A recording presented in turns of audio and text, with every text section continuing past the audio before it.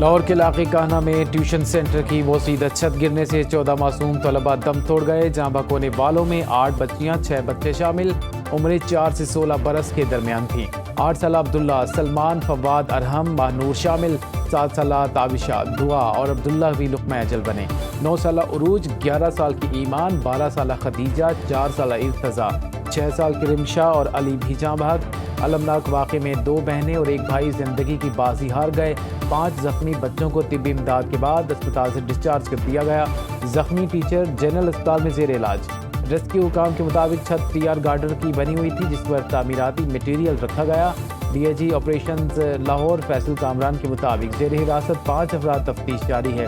جاں بحق 7 بچوں کی تدفین کر دی گئی. نماز جنازہ میں علاقہ مکینوں کی بڑی تعداد میں.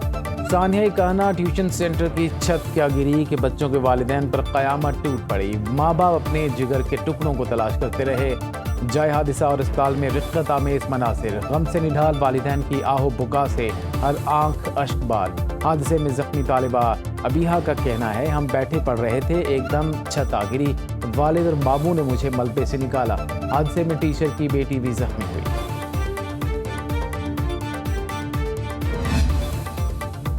صدر آصف زرداری اور وزیر اعظم شہباز شریف کا کاہنا حادثے پر اظہار افسوس. جاں بحق بچوں کے لاحقین سے تعزیت کا اظہار.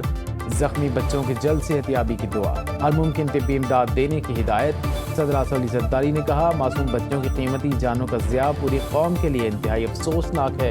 ایسے سانحات کے تدارک کے لیے مؤثر حفاظتی اقدامات ناگزیر ہیں.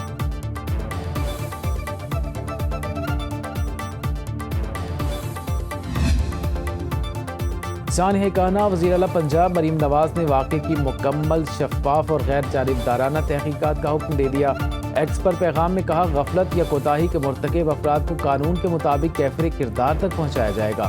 مریم نواز نے کہا بطور ماں وہ متاثرہ والدین کی تکلیف اور اذیت کا بخوبی اندازہ کر سکتی ہیں. المناک سانحہ پر جذبات کے اظہار کے لیے ان کے پاس الفاظ نہیں. واقعے کی اطلاع ملتے ہی ریسکیو اور امدادی کارروائیاں فوری طور پر شروع کر دی گئی تھیں جن کے نتیجے میں 20 بچوں کو بحفاظت نکال لیا گیا. سانحہ کاہنا پر وزیر اعلیٰ کی زیر صدارت اہم اجلاس آج طلب. سانحہ کی ابتدائی رپورٹ کا تفصیلی جائزہ لیا جائے گا.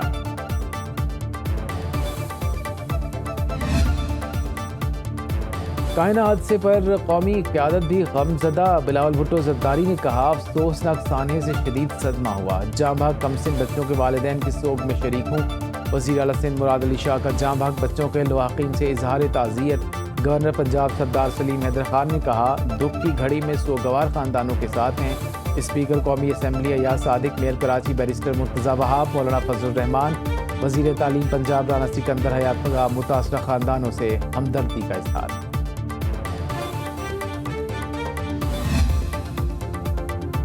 افغان طالبان کی جارحیت کی ایک اور کوشش ناکام. بلوچستان میں سرحد پار سے آنے والے 4 ڈرون تباہ کر دیے گئے. آئی ایس پی آر کے مطابق سیکورٹی فورسز نے جدید دفاعی نظام سے ڈرون حملے ناکام بنائے. افغان طالبان دہشت گرد گروہوں کی سرپرستی کر رہے ہیں. پاک فوج سرحدی جارحیت کا منہ توڑ جواب دینے کے لیے مکمل تیار. ملکی خود مختاری کے خلاف ہر کارروائی کا فوری، فیصلہ کن اور بھرپور جواب دیا جائے گا. آپریشن غضب للحق کے تحت ہر جارحیت کا مؤثر جواب جاری رہے گا.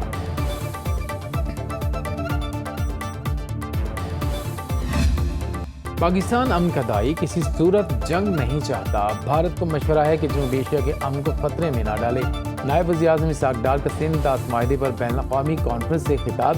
کہا پاکستان اپنے جائز آبی وسائل پر غیر قانونی قبضہ ہرگز قبول نہیں کرے گا. خطے میں پائیدار امن کا راستہ طاقت یا دھمکی نہیں، صرف مذاکرات ہیں. وفاقی وزیر اطلاعات عطا تارڑ نے کہا پاکستان ہر صورت سندھ طاس معاہدے کا تحفظ کرے گا. پانی روکنے کی کوشش کی گئی تو قومی قیادت مؤثر جواب کے لیے پرعزم ہے. پانی کو بطور ہتھیار استعمال کرنا علاقائی اور عالمی امن کو نقصان کے مترادف ہے. سندھ طاس معاہدے کی یک طرفہ معطلی نے بھارت کو عالمی فورم پر سبکی سے دوچار کیا. پانی کو تنازع کی بجائے تعاون کا ذریعہ بنانا چاہیے.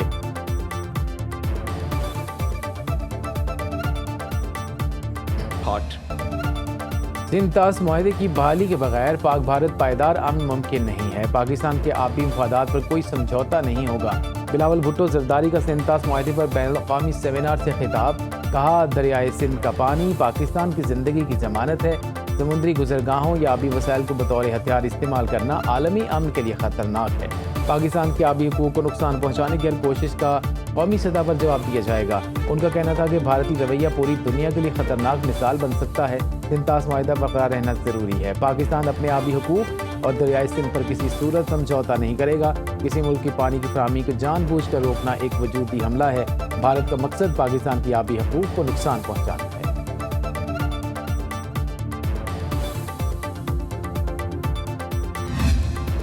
عالمی ماہرین نے سنتاس معاہدہ معطل کرنے کا یک طرفہ بھارتی اقدام غیر قانونی قرار دے دیا۔ اسلام آباد میں سنتاس معاہدے پر بین الاقوامی سیمینار، روسی ماہر ڈاکٹر روکسولانا زیگون کا بھارت کے آبی موقع پر شدید تحفظات کا اظہار۔ کہا جنوبی ایشیا کے امن و استحکام کے لیے سنتاس معاہدے کا برقرار رہنا ناگزیر ہے۔ سنتاس معاہدے میں یک طرفہ علیحدگی کی کوئی گنجائش نہیں۔ بھارت کے بالائی علاقوں میں ڈیموں کی تعمیر خطے میں عدم استحکام بڑھا سکتی ہے۔ احمد بلال صوفی نے کہا پاکستان عالمی قانون پر مکمل کاربند ہے۔ بھارتی اقدام اقوام متحدہ کے منشور کی بھی خلاف ورزی ہے۔ Centre for China and globalisation کے ڈاکٹر وکٹر گاؤ نے کہا پانی روکنے کی دھمکی انسانیت کے خلاف جرم ہے۔ سنتاس معاہدے پر عمل درآمد ہر صورت یقینی بنایا جائے۔ سابق صدر NTU لیفٹیننٹ جنرل ریٹائرڈ عامر ریاض نے کہا پاکستان کے حصے کے پانی پر قبضے کی کوشش قومی سلامتی کے لیے خطرہ ہے۔ ہمارے حصے کے پانی پر قبضہ قومی مفادات پر براہ راست حملہ ہے۔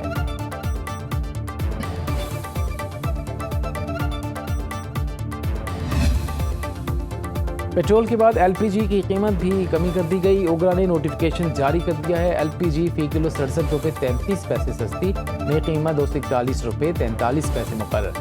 11.8 کلو کا گھریلو سلنڈر 794 روپے 5 پیسے سستا 2848 روپے 91 پیسے کا ہو گیا۔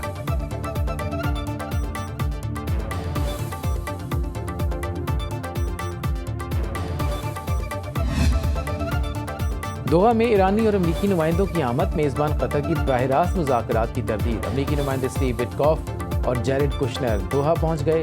ایرانی وفد سے ملاقات شیڈول نہیں۔ ایرانی وزارت خارجہ کے بھی ایرانی وفد کے دوحہ جانے کی تصدیق، لیکن امریکی حکام سے ملاقات کی تردید۔ ترجمان قطری وزارت خارجہ نے کہا ہے کہ امریکی LG ثالثوں سے ملاقات کریں گے، جس میں مذاکرات کے دوران ہونے والی پیش رفت پر بات چیت ہوگی۔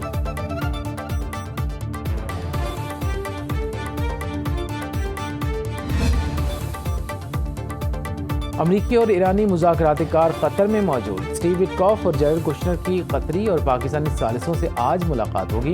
اسٹیو وٹکاف اور جیرڈ کشنر کی قطری وزیر اعظم سے ملاقات۔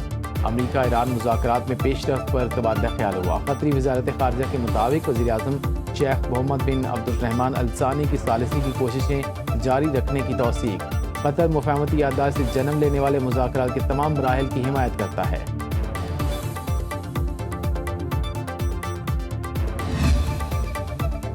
ایران کا مفاہمتی یادداشت میں طے شدہ شرائط پوری ہونے تک مزید مذاکرات میں شامل ہونے سے انکار۔ چیف مذاکرات کار اور اسپیکر پارلیمنٹ باقر کالباف کا کہنا ہے کہ ایران آبۂ ہرمز میں اپنے حقوق پر کبھی سمجھوتا نہیں کرے گا۔ امریکہ ایران کو تیل فروخت کرنے سے روکنے کا ارادہ رکھتا ہے تو پھر کوئی بھی تیل سے فائدہ نہیں اٹھا سکتا۔ بات چیت کا مرکز مفاہمتی یادداشت کے آرٹیکل 13 پر عمل درآمد ہے۔ مفاہمتی یادداشت میں شامل عام شقوں پر عمل درآمد شروع ہونے کی صورت میں ہی باقی رہ جانے والے نکات پر حتمی معاہدے کے لیے مذاکرات کا آغاز کریں گے۔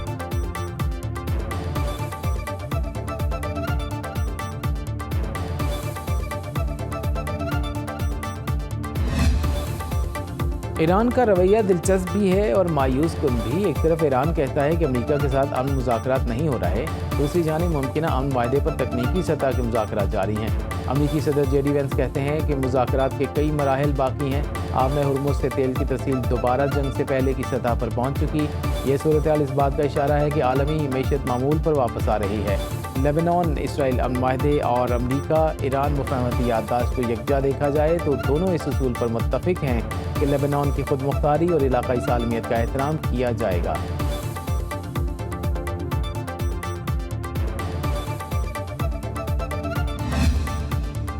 قطر نے ایران کو $6 ارب دینے کی خبروں کی تردید کر دی۔ ترجمان قطری وزارت خارجہ ماجد الانصاری کے مطابق یہ رقم ایران کی جنوبی کوریا میں منجمد تیل کی آمدن ہے۔ $6 ارب 2023 کے امریکہ پر ایران قیدی تبادلے کے معاہدے کے تحت قطر منتقل ہوئے۔ پانچ قیدیوں کے تبادلے کے بعد رقم جنوبی کوریا سے قطر منتقل ہوئی۔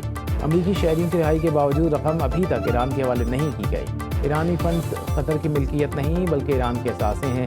ایرانی فنڈز کے استعمال اور منتقلی پر امریکی نگرانی برقرار۔ رقم امریکی پابندیوں کے تحت قطر کے بینکس میں ہے۔ ایران کو 6 ارب ڈالر تک براہ راست رسائی حاصل نہیں ہے۔ جنوبی لیبنان میں قابض اسرائیلی فوج اور حزب اللہ میں جھڑپیں۔ سیونی فوج کا پلاٹون کمانڈر ہلاک۔ کیپٹن ڈیوڈ آؤزٹ کا تعلق گولانی بریگیڈ سے تھا۔ حزب اللہ کے حملے میں ایک اسرائیلی فوجی زخمی بھی ہوا۔ اسرائیلی فوج کی غزہ میں بھی جنگ بندی کے خلاف ورزیاں۔ خان یونس میں ڈرون حملے سے 2 فلسطینی شہید، متعدد زخمی ہو گئے۔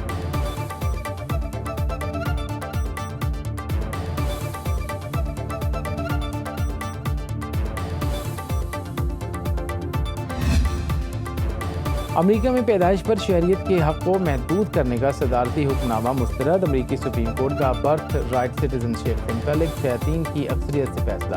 سپریم کورٹ نے ماتحت عدالت کے اس فیصلے کو برقرار رکھا جس میں ٹرمپ کے صدارتی حکم نامے کو روکا گیا تھا، جس میں ہدایت دی گئی تھی کہ ایسے بچوں کو امریکی شہریت نہ دیں جو امریکہ میں پیدا ہوئے ہوں لیکن والدین نہ تو امریکی شہری ہوں نہ ہی قانونی طور پر مستقل رہائشی۔ صدر ٹرمپ عدالتی فیصلے سے نالاں، کہتے ہیں پیدائشی شہریت کا حق برقرار رکھنا بہت افسوسناک ہے۔ کانگریس کو پیدائشی شہریت کا حق ختم کرنے کے لیے کام شروع کر دینا چاہیے۔ پیدائشی شہریت کا حق امریکہ کے لیے غیر منصفانہ ہے۔ کانگریس کو میری مکمل اور بھرپور حمایت حاصل ہوگی۔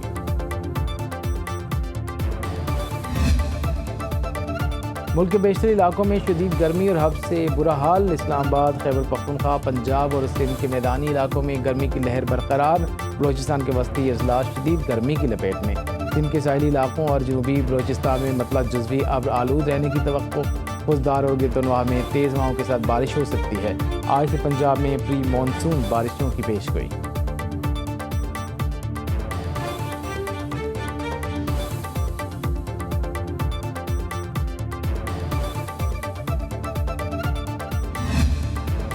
یورپ میں شدید گرمی کا راج برقرار۔ کئی ممالک میں درجہ حرارت 40 ڈگری سینٹی گریڈ سے تجاوز کر گیا۔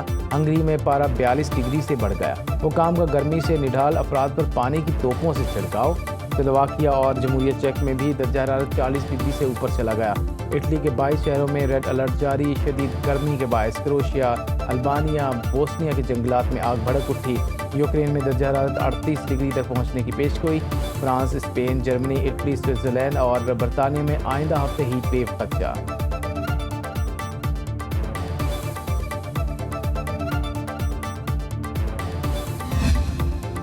وینزویلا میں تباہ کن زلزلے سے ہلاکتوں کی تعداد 2000 کے قریب پہنچ گئی۔ 10,571 افراد زخمی۔ اقوام متحدہ کے پناہ گزین ادارے کے مطابق سب سے زیادہ متاثر لا گوائرا شہر میں خوراک کی شدید قلت، بنیادی سہولیات تباہ۔ مواصلاتی نظام تقریباً منقطع ہو گیا۔ 6 ماہ کے دوران 30,000 افراد کے لیے امداد اور عارضی رہائش کے لیے تقریباً $1.5 کروڑ درکار ہیں۔ امریکی خلائی ادارے ناسا کی سیٹلائٹ ڈیٹا پر مبنی رپورٹ کے مطابق زلزلے سے 59,000 کے قریب عمارتیں تباہ یا شدید متاثر ہوئیں۔ عالمی ادارے صحت نے خبردار کرتے ہوئے کہا ہے کہ ویکسین کی کمی کے باعث خسرہ اور خونناک جیسی بیماریوں کے پھیلنے کا خطرہ بڑھ گیا۔ زد بخار، malaria, dengue, chikungunya, Zika virus کے پھیلاؤ کے خدشات ہیں۔